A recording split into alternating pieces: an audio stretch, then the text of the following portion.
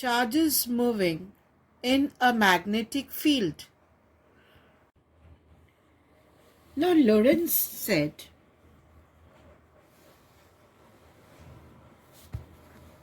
that suppose we have a magnetic field in this direction. We have a magnetic field in this direction.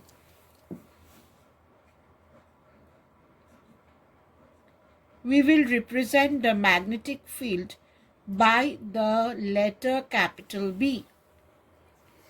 And we have a charge Q. We have a charge Q moving in this direction. We have a charge Q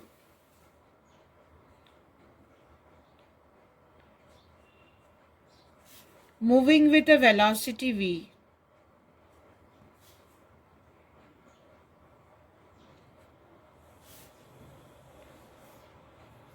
Moving with a velocity v at an angle theta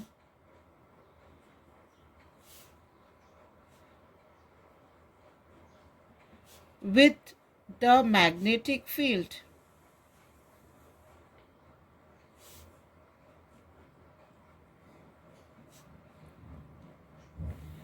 Let the charge Q move at an angle theta with the magnetic field.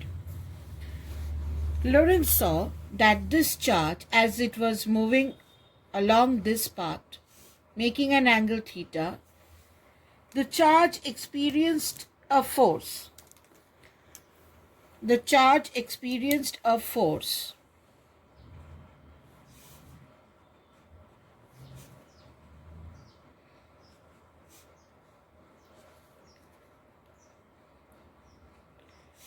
Experience a force equal to B Q V sine theta. Theta was the angle between magnetic field and velocity.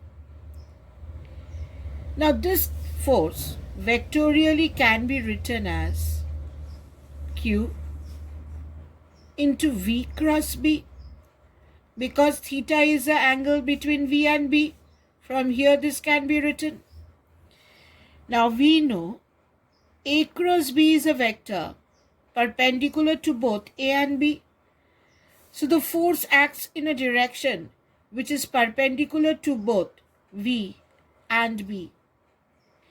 Now the direction of the force can be obtained by Fleming's left hand rule. Say we have the magnetic field in this direction, the charge moving in this direction. It is a positive charge moving in this direction.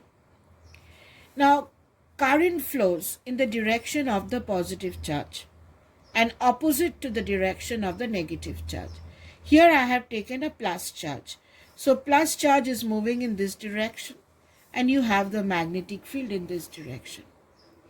In which direction will this charge get the force? Now this is obtained by Fleming's left hand rule, which you have learned before. In Fleming's left hand rule, you have to take your left hand and the thumb, the forefinger and the middle finger at right angles to each other. Now remember it as FBI. Whatever you say, Federal Bureau of Investigation, if you remember in that way, Federal Bank of India, whichever it is. But you have to remember this as FBI. I is the direction of the current, that is the direction of motion of the positive charge. Now positive charge is moving in this direction, so current is in this direction. This is the direction of the magnetic field B. This is B. So we can write this as FBI. So this is B. This is I. Positive charge is moving in this direction. that is the direction of the current, force will be perpendicular to both B and I. The charge will get a force upward. The charge will get a force upward. That is, it will get a force perpendicular to the plane containing both B and I. Now, so the direction we can obtain by the Fleming's left-hand rule, and we know this force acts perpendicular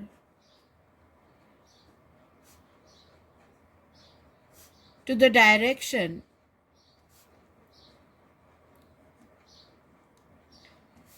of both V and B.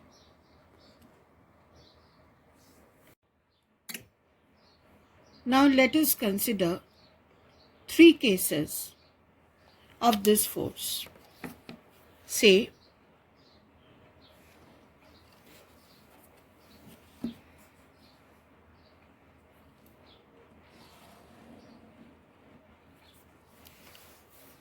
number 1, theta is 0. Theta is 0 degree. That means if this is the magnetic field,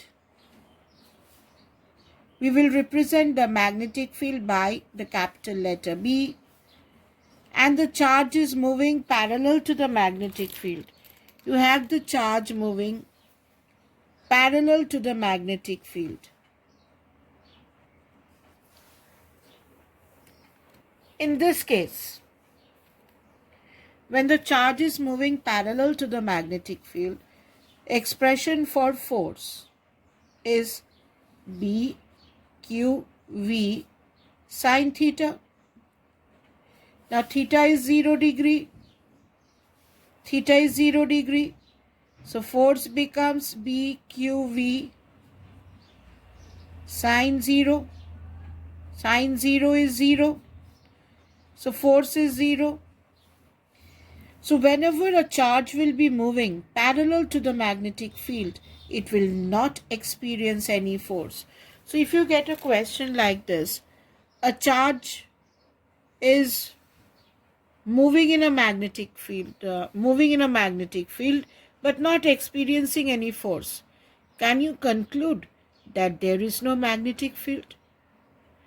The answer will be magnetic field may or may not be present.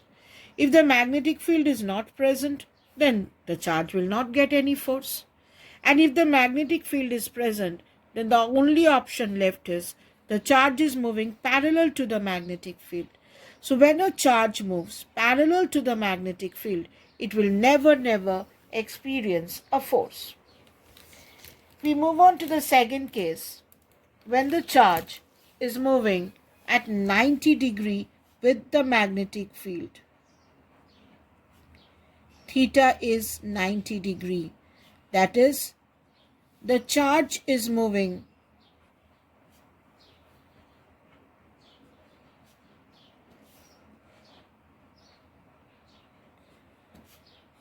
perpendicular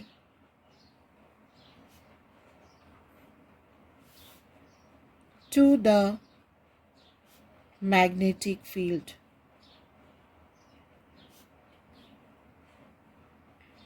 The charge is moving perpendicular to the magnetic field. Say, let us take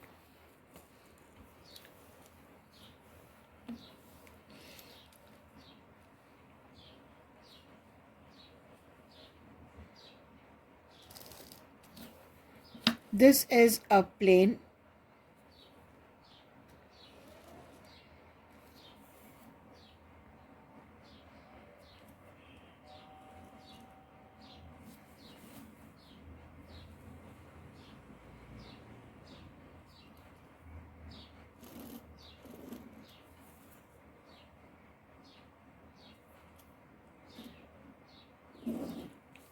This is a plane, and we have a magnetic field in this direction.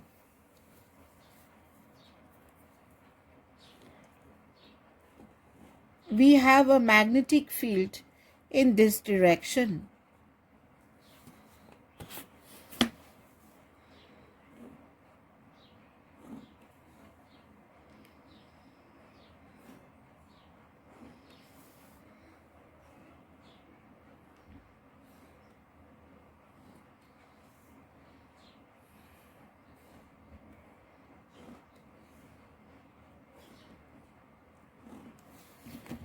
We have a magnetic field in this direction.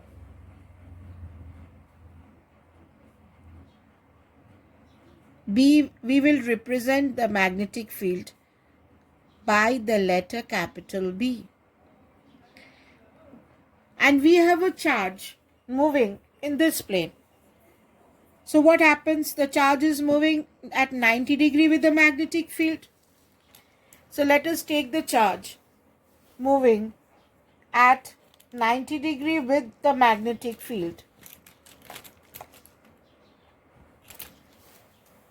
Say a charge Q is here. We take a plus Q charge. We take a plus Q charge. See, it is moving with a velocity V in this direction. We take a plus Q charge moving in velocity V. Now, if you apply the Fleming's left-hand rule, say this is the magnetic field. If this is a plane, say we have a plane, we take a paper, say let us take a paper.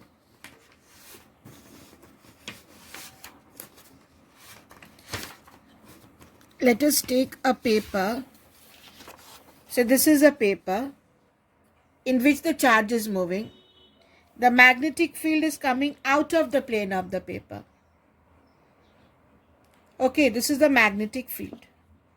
And the charge is moving in this direction. So in which direction will the charge get a force? This is magnetic field upward. This is FBI. Magnetic field is upward. Current is moving in this direction. See my finger? This is my magnetic field. Magnetic FBI. This is my magnetic field. So first get my magnetic field upward. Then current in this direction. Force will be inward. Force will be inward. That means it will get a force inward in this direction. So if you see, it gets a force perpendicular to Q. That means this is the direction of the force, perpendicular to the motion of Q, perpendicular to V. So this is my force, which is at right angles. This force is perpendicular to both V and B. So this force is perpendicular to both V and B. Force is perpendicular to B because it is in a plane perpendicular to B. B is coming out of the plane of the paper and it is at right angles to V. So due to this force, the charge starts moving. Now when it starts moving due to this force, what happens? It moves somewhere here. And as it moves somewhere here, again it gets a force in this direction, inward. So what happens? So it moves over here. Now when it moves over here, you can apply the law and see that the force acts in this direction. So whenever it starts moving, it gets a force inward. So it starts moving in a circle. So what happens? Wherever the charge goes, when it comes over here, it gets a force in this direction. When it comes over here, it gets a force in this direction. So always the force acts towards the center. When the charge is coming over here, it gets a force in this direction. So always the force is directed inward towards the center. Due to this, what happens when a charge gets a force towards the center? It starts moving in circular path. So whenever a charge moves at an angle of 90 degree with the magnetic field, what happens? It takes a circular path. It moves in a circle. Now when it moves in a circle, we can say that the force it was experiencing, BQV sine theta. So what is the force? Force is BQV sine 90, because the angle is 90 degree.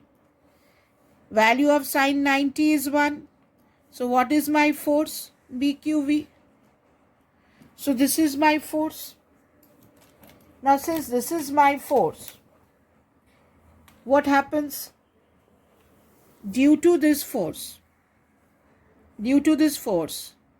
it moves in a circle, providing the necessary centripetal force mv square by r. It provides the necessary centripetal force mv square by r. Now, therefore, from here, 1v cancels. So, what is my radius? My radius of the circle becomes mv by bq. From here, my radius, if you make r the subject of your formula, my radius becomes mv by bq. This is the radius in which your charge will move. This shows one important thing, children, that the radius of the circular path depends on the momentum of the particle. It depends on mv. A very, very important point to note over here, children. A very, very important point you have to note over here is, this is a point to note, that the radius of the circular path,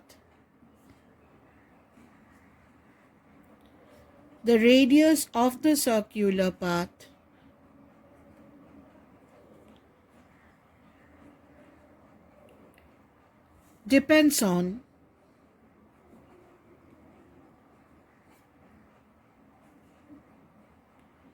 the momentum of the particle. So remember, in circular path, the radius is directly proportional to the momentum of the particle. Now, we all know V equal to R omega for circular motion. For circular motion, we know the formula V equal to R omega. V is equal to R omega. Omega is the angular velocity. So what is my angular velocity? Angular velocity is V by R. Now radius we know. Put the value of R over here. Put the value of R over here. So angular velocity becomes V by R. R is mv by bq. Velocity cancels. So what is my angular velocity? Angular velocity is bq by m. Now what is my time period? Time period is 2 pi by omega. Put the value of omega over here. This becomes 2 pi. If you put the value of omega, it becomes 2 pi m by bq. It becomes 2 pi m by bq. Now this omega which is bq by m, this omega is known as cyclotron frequency. This omega is known as cyclotron frequency. For a given value of B, it depends on Q by M. For a given value of B, it depends on Q by M. Now it is noted from the formula for both omega and time period. This is the formula for the time period. It is to be noted, children, that both the angular velocity and the time period, both are independent of the radius. Very, very important. Both angular velocity and time period do not depend on the radius. They do not depend on the radius, are independent of the radius of the path. They do not depend on the radius. You see, in this expression and this expression, you do not have the radius. Another point to note is that the work done on the charge by the magnetic field is always zero. Another point to note, children, here, in this case, the work done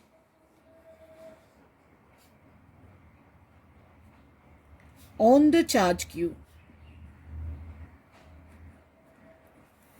by the magnetic field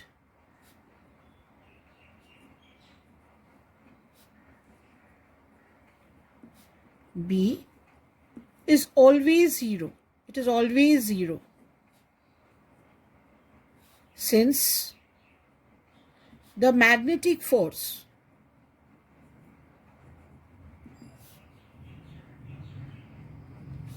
acts at right angles, the force is perpendicular. It acts as right angles to the direction of travel. Acts at right angles to the direction of travel. Now, if the work done is zero, what can you say? If your work done is zero, if your work done is always zero, why is it zero? Because force is at 90 degree to the displacement. If the work done is zero, what can you say? From here, you can come to a very, very important conclusion that a magnetic field cannot change the kinetic energy of a particle. In this case,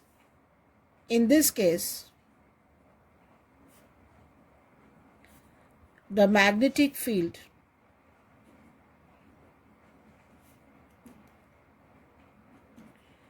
cannot change the kinetic energy of the particle. Why? If the work done is zero, from work energy theorem, work done equal to change in kinetic energy. So if the work done is zero, kinetic energy cannot change. If the work done is zero, kinetic energy cannot change. Thus you can see here, a magnetic field cannot change the kinetic energy of a particle. That is, a B field cannot change the speed of a particle. So from here you can say B field cannot change the speed of the particle. It cannot change the speed of the particle. So it cannot change the speed of the particle. It can only change the direction. What it can do? It can only change the direction. It can only change the direction of the path. It can only change the direction of the velocity. It can only change the direction of the velocity. An electric field, on the other hand, can accelerate a charged particle. It can give a force. along the direction of the field. Okay, electric field can accelerate, it can change the speed, but magnetic field cannot. So, what are the conclusions from this part we get? Number one, the particle traces a circular path. Number one, when a charge moves in a magnetic field at right angles, it goes in a circular path. Number two, you can say here, the radius is directly proportional to the momentum of the particle. Number three, we have discussed here, angular velocity and time period, they do not depend on the radius. Number four, you come over here, force and displacement are at 90 degrees, so work done is 0. Number 5, we come to the point that since work done is 0, there is no change in kinetic energy. And number 6, we see that the speed of the particle does not change. B cannot change the speed of the particle. It can only change the direction. And this is utilized in the construction of mass spectrograph. It is used in the construction of mass spectrograph, and the angular velocity is independent of the radius. This concept is used in a machine known as cyclotron.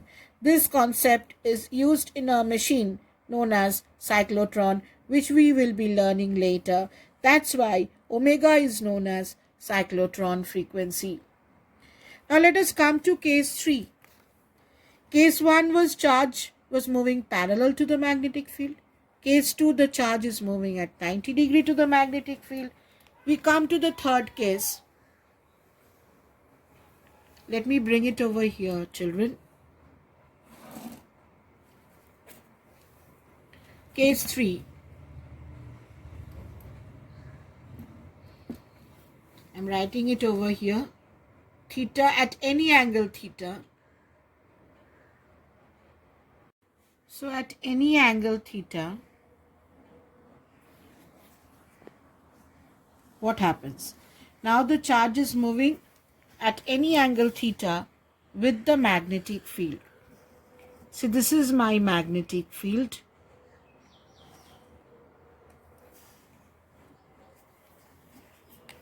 This is the direction of my magnetic field. And the charge starts moving at any angle theta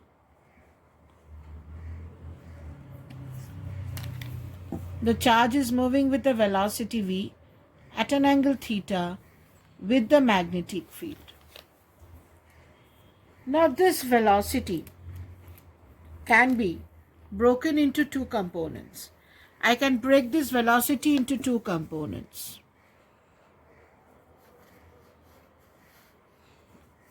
One in this direction and one in this direction. So this becomes v cos theta. This becomes v sin theta. So I break the velocity into two components. Now children, when a charge moves parallel to B in this direction, when a charge moves parallel to the magnetic field, that was case 1. When a charge moves parallel to the magnetic field, the force is 0. So if you consider this case, when the charge moves with a velocity v cos theta in this direction, the force acting on the charge is 0. So in this direction, my force is 0. Now, if force is 0, what can you say? If force is 0, we can say acceleration in this direction is 0. Therefore, velocity, which is v cos theta, is constant in this direction. So this velocity v cos theta is constant. It will not change with time, because in this direction the charge experiences no force, because when a charge moves parallel to B, it gets no force. So due to this V cos theta, the charge will not get any force. Now let us come to the component V sin theta. Now V sin theta is at 90 degree with the magnetic field. So when it is at 90 degree with the magnetic field, what happens? Due to a perpendicular velocity, when the charge is moving perpendicular to the magnetic field, it moves in a circular path. So due to this V sin theta, what happens? The charge starts moving in a circular path. Due to this V sin theta, it starts moving in a circular path. And V cos theta pulls the charge upward. It pulls the charge outward with a constant speed. So what happens? Due to V sin theta, you have the charge moving in a circular path, and due to V cos theta, what happens? The charge moves up in a helical path. It moves in this direction, in a helical path. What happens? Due to V sin theta, it starts moving in circular path, and due to V cos theta, it moves up. It moves up. So while moving in a circle,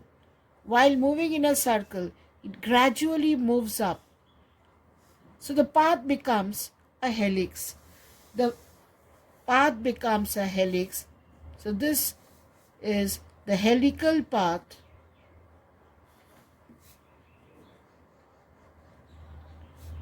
of the charged particle.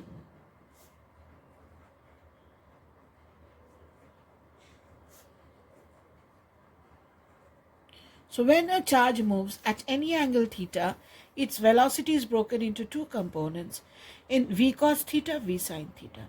V cos theta is parallel to the magnetic field, and this will not change because in this direction there is no force. But due to V sin theta, the charge starts moving in a circular path. So V cos theta is a constant velocity. The charge moves in this direction with a constant velocity V cos theta, and at the same time, due to V sin theta component, it moves in a circular path. So while moving in a circular path, it goes up with a constant velocity V cos theta, and the path becomes a helix. Now, we have to find the distance between two consecutive helix. The distance between two consecutive helix is called the pitch. The distance between two consecutive helix is called the pitch of the helical path. Let me write this as P. We have to find the pitch P of the helical path, which is the distance between two consecutive helix. Now pitch P can be written as, in this direction the velocity is constant, so it can be written as speed into time. What is the time? The time is the time taken for the particle to come from here to here. That means it goes in a circular path. Now suppose V cos theta was not there, then the particle would have come back to the same point. If V cos theta wouldn't have been there, then what would have happened? The particle would have gone round, round, round and come back to the same point. But due to V cos theta, what happens? The particle goes round, round, round, round and moves in a circular path again. So instead of coming back to the same point, it goes up. Instead of coming back to the same point, it goes up. That means the time is the same. From here to here, the time is the same time as the time taken to move up. Instead of coming back here, it goes up. So the time is the same. So if we can get this time period, then this time is the same. So this time we can put over here and find the value of the pitch. So let us find out the time taken to complete one circular motion. Now what is the force acting on the charged particle? B, Q, V. Now instead of V, children, Now I have to put V sine theta. Remember here, in the second case, this was the magnetic field, this was the velocity,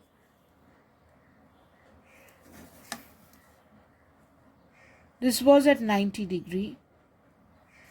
The force here was BQV sine 90. Sine 90 is 1. So force becomes BQV. Now in this case, the velocity was V. So it is BQV. But in this case, the velocity is V sine theta. So instead of V, I will write V sine theta. And V sine theta is perpendicular to B. So another sine 90 comes. This is the direction between velocity. Velocity is not V now. Velocity is now V sine theta. This is the difference. And the angle is the same. So this force becomes BQV sine theta. Now this force provides the necessary centripetal force mv square by r. Now velocity is no longer v, it is v sine theta. So when you write mv square by r, this will be mv sine theta whole square, because velocity is not v, velocity is v sine theta now, perpendicular to b. Now 1 v sine theta cancels off. So what is your radius from here? Radius is mv sine theta by bq. This is mv sine theta by bq. Now we have to find out the time period. For that, let us find out omega first. We know v equal to r omega. Therefore, omega is v by r. Now v is no longer v here, it is v sine theta. V is v sine theta over here, because the velocity which is responsible for circular motion is v sine theta. So omega is v sine theta by r. Now if you put the value of r over here, omega becomes v sine theta divided by radius is mv sine theta into bq. V sine theta cancels off. It becomes bq by m. Now if it becomes bq by m, time period is 2 pi by omega. Now put the value of omega. It is bq by m. So time period becomes 2 pi m by bq. The time period becomes 2 pi m by bq.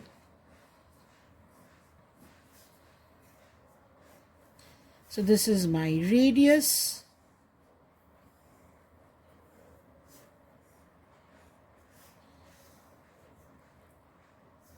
This is my angular velocity.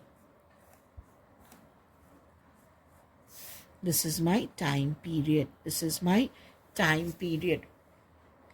Now, once I get the time period, the difference between the second case and the third case, children, all the v's have been substituted by v sine theta, nothing else.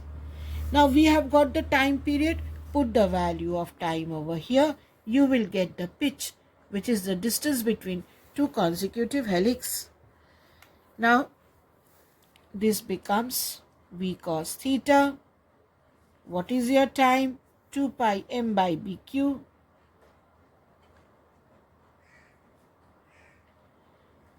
So your pitch is actually twice pi mv cos theta by bq.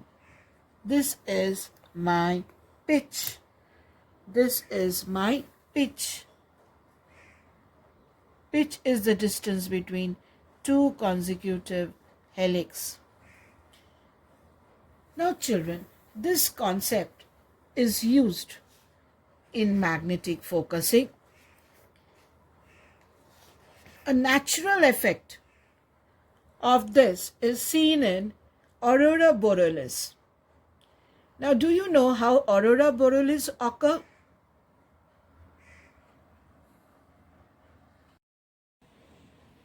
Aurora borealis is a phenomenon observed in latitudes near the North Pole in which you see beautiful lights in the sky. The magnetic field of the earth, what happens? The magnetic field of the earth traps some of the charged particles of the cosmic rays. Now, when these particles spiral round the earth's magnetic field lines, they occasionally collide with the air particles in the upper atmosphere, causing ionization and emission of this beautiful light. Now let us come into the diagram how this takes place. Now let us look into this. Say, let me draw it here. This is the earth.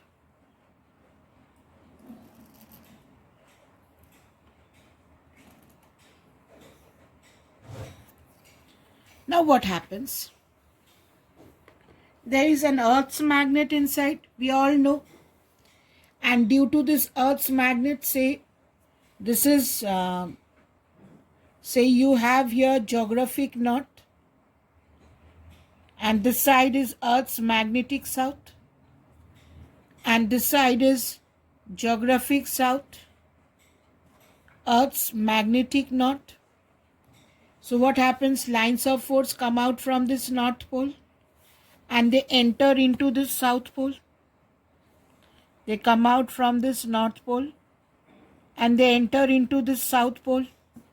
These are the lines of force which come out from the North Pole and enter into this South Pole.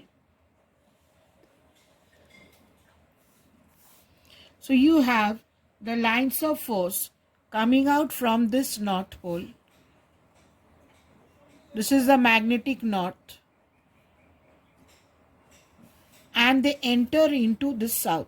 They enter into the south. This is Earth's magnet, right? We all know that lines of force come out from this North Pole and they enter into this South Pole. They come out from this North Pole, enter into the South Pole. This is the Earth. And here you have the Earth's magnet inside. Now what happens? The charges which are moving around the Earth in the atmosphere, they are moving at rapid angles. They are moving at rapid angles. So what happens? They start moving in helical path. They start moving in helical path because they are moving at rapid angles. So they start moving in helical paths. So when they start moving in helical paths, children, the magnetic field of the earth has trapped some of the charged particles by the cosmic rays.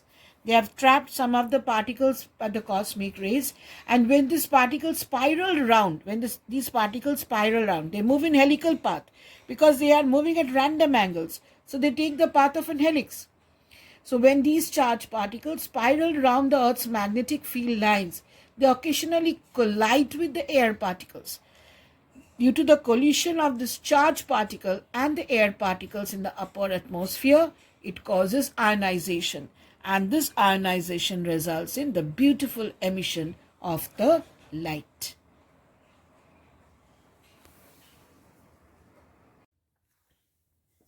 Let us take a question. Say a particle of mass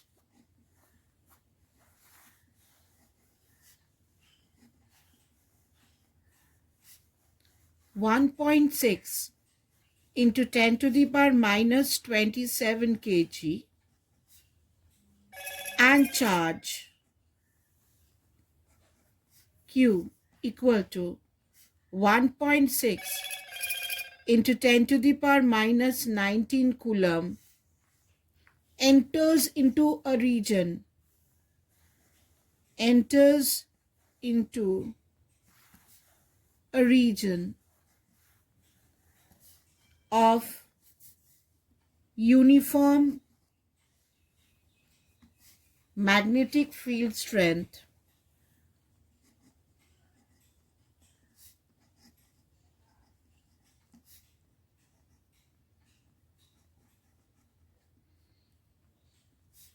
of 1.0 Tesla along the direction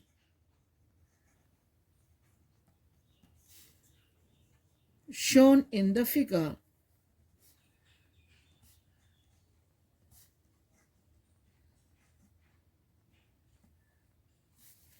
In the figure, it looks like this, that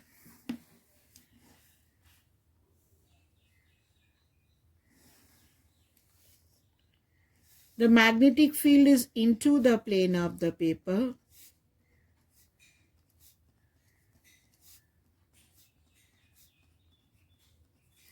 and the charge is moving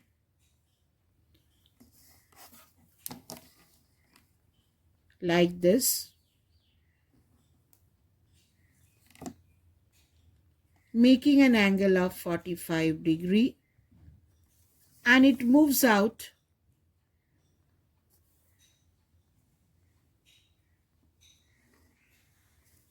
again. This point is E, this point is F. It moves out again at an angle, say theta. The question is, number 1, find EF and theta.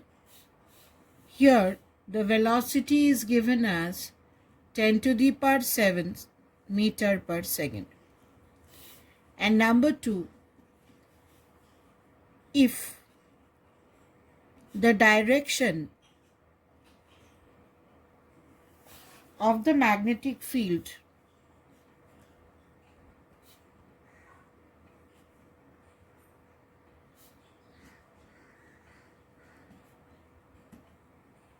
is along outward normal, if the direction is reversed along outward normal,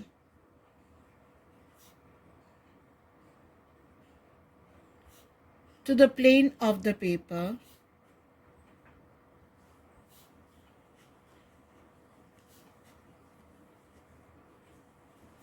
find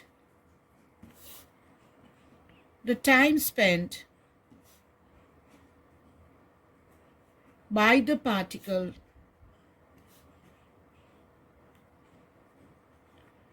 in the region of the magnetic field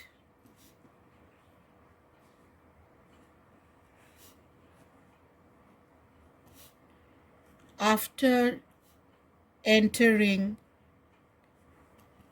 at E. Now let us take the sum.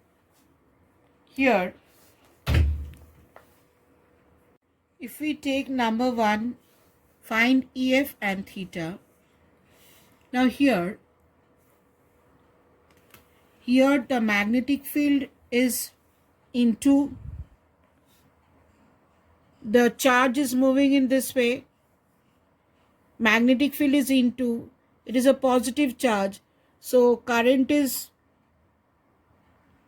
in the direction of, magnetic field is into, current is in the direction of the charge, so the force is upward. So what happens? It gets an upward force and it moves in this way. It gets an upward force and moves in this way. So if we consider, it moves in a circular path because it is at right angles, so it's a part of a circle. And if you consider the center somewhere here, then it goes out tangentially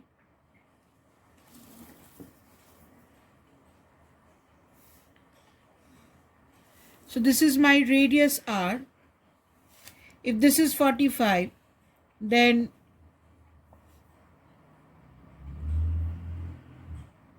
if this is 45, then this angle will be radius and path is 90 degree. So this is 90 degree. So this angle is 45. So this is 90 degree. This is 45. This is 90 degree. So this angle becomes 45. So this angle becomes 45. So radius and path is 90 degree. So theta becomes 45.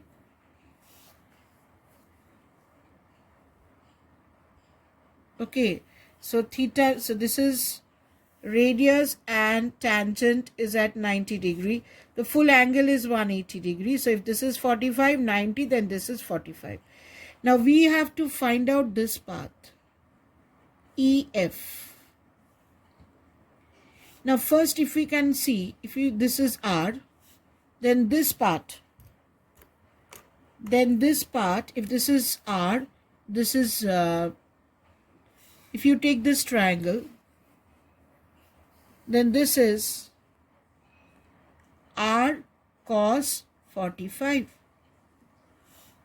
So this is also R cos 45. So what is my EF? EF is 2R cos 45. Now to find out EF, I have to know R. That's it. To find out EF, I have to know R. So how do you get R? Now we know for the second case, children, for the second case we know R is mv by bq. This falls under second case because the charge is moving at right angles. The magnetic field is into and the charge is moving in this plane. So it is moving at right angles. So I will have the formula R is equal to mv by bq. So I find out R with the formula R is equal to mv by bq. Once I get R, I will put R over here and that's it. I will get EF. Now mass is given. This is M. It is given. V is given. Fine. Magnetic field 1 Tesla. This is B. What am I left with? Q. Q is given. So all the 4 values are given. Mass is 1.6, 10 to the power minus 27. Velocity is 10 to the power 7. Magnetic field is 1 Tesla. Q is 1.6, 10 to the power minus 19. So 1.6 cancels. This becomes 10 to the power minus 20 by 10 to the power minus 19. So this is 10 to the power minus 1. So the radius becomes 0.1 meter. So my EF becomes 2R cos 45. R is 0.1, 2 into 0.1 and cos 45 is 1 by root 2. So this becomes 0.147 meters. So this becomes my EF. Now the second part of the question tells us, now I have reversed the magnetic field. The second part of the sum. The second part of the sum tells us, now I have reversed the magnetic field. So magnetic field is now outward. Outward means dot.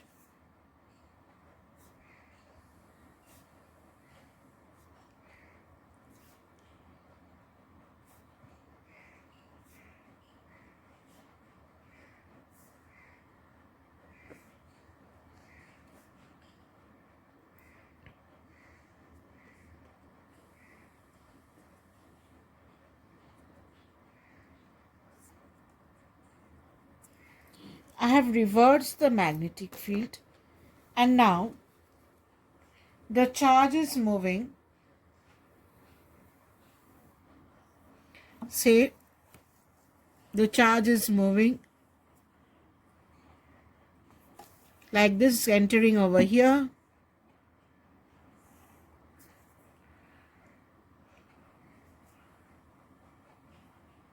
It is entering like this, making an angle of 45 degree. Now if you apply Fleming's left hand rule, magnetic field is outward, charge is in this direction, force is downward, the thumb is downward. So if the force is downward, what happens?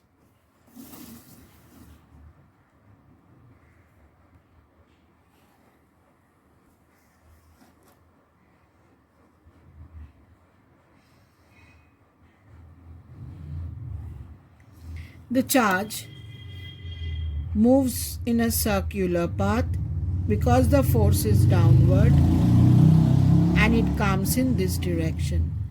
The force is downward and it comes and moves out in this direction. So this angle will be 45. Center is somewhere here, children. So if you take the center,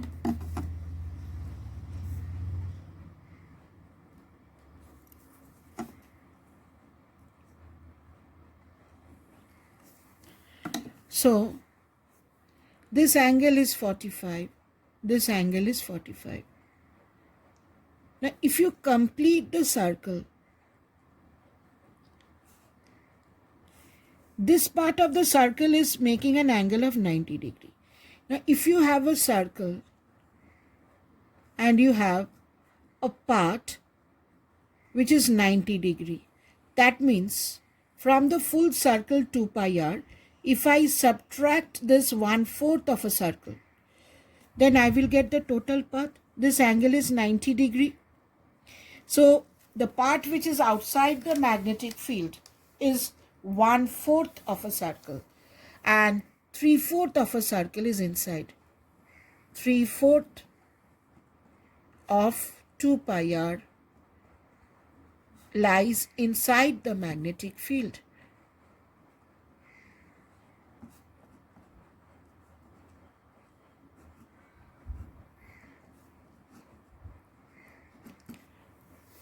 Now we have to find the time spent by this particle. So what we can do, we can find out the time as distance by speed.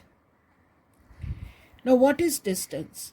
Distance is from the full circle, if you subtract 1/4 of a circle, that is 2 pi r by 4, that is pi r by 2, what do you get? The total part you get as 3 pi r by 2. So my distance is, radius we have found out. Radius is 0.1 meter. So the distance becomes 3 into pi. Radius is 0.1 meter. Radius is 0.1 by 2.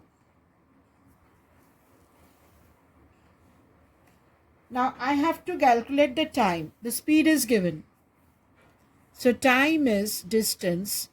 Distance, if you calculate, it will come out to be 0.4712 meters.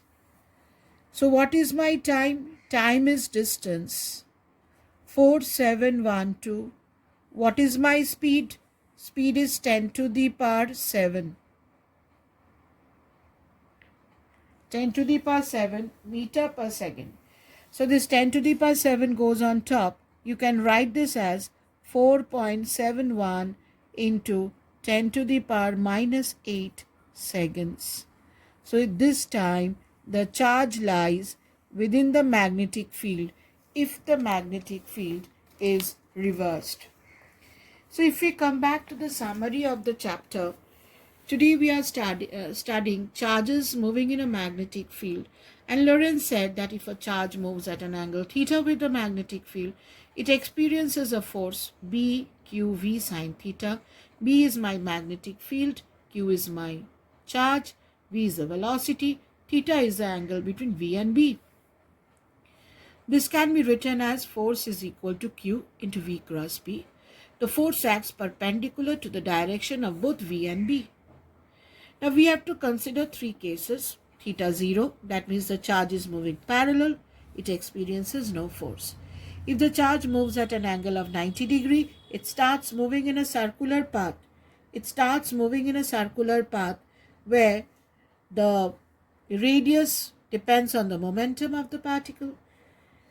Both omega and time period are independent of the radius. There is no work done, no change in kinetic energy, and B cannot change the speed of the particle. It can only change the direction of the velocity. It starts moving in a circular path. So when a charge moves at an angle of 90 degree, it moves in a circular path. It starts moving in a circular path. Now if the charge moves at any angle theta, we came over here, we found out that velocity was broken into two components. In this direction, parallel to B, as we have discussed, there was no force. So velocity remains constant, and V sine theta is at 90 degree with B. So due to V sine theta, it moves in circular path, and due to V cos theta, it moves up with a constant speed. So while moving in a circular path, it moves up with a constant speed in a helical path. The distance between two consecutive helices is called the pitch. Pitch can be obtained by speed into time, because in this direction speed is constant. Now what is the time? The time taken to move in one complete circle is the same time in which the particle moves up in one helix. So this time was found out, and then this time was substituted over here. The only difference between the second case and this case is, here in the second case the velocity was V. In this case, the velocity is V sine theta. Then we discussed about the aurora borealis due to the helical path of the movement of the charges and collision with the air particles. Then we discussed a sum which told us that the direction can be obtained by Fleming's left-hand rule. Here the charge was moving up. Here the charge is moving in. And the second case, we had to find the time taken. So we found out the distance, and divided by the speed, we got the time taken in time spent by the particle in the region of the magnetic field after entering at E. It entered at E.